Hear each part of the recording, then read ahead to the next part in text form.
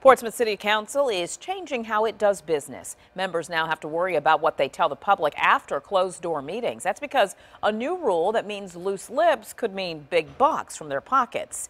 10 on your side's Joe Fisher is here now with the latest council controversy. Joe?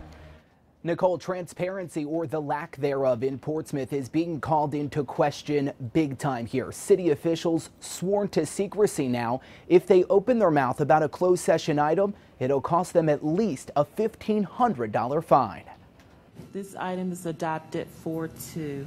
It took just 10 minutes for the Portsmouth City Council to adopt a new policy Tuesday, silencing city officials about conversations held behind closed doors. I think there's just a lot of question about all the secrecy going on right now. Gina Thompson has lived in Portsmouth for 57 years. She calls the new rule manipulative, which fines council members a minimum of $1,500 for leaking information. They work for us. They're going to be fined for telling us what's going on. That doesn't even make common sense.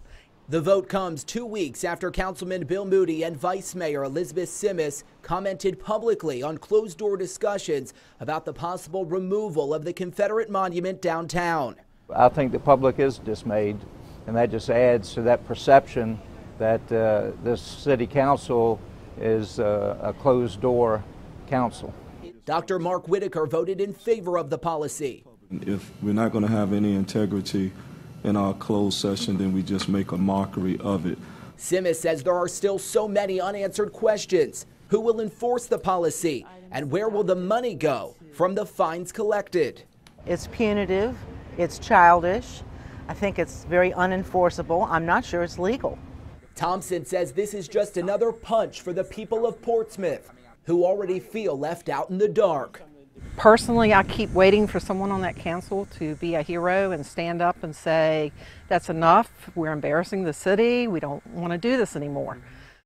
And I did reach out to all 4 council members who voted in favor of this new policy. They did not return my call, including Mark Whitaker, who you just heard from in that piece there. Vice Mayor Simis tells me that it'll likely take a council member being fined to see if this new policy has any teeth.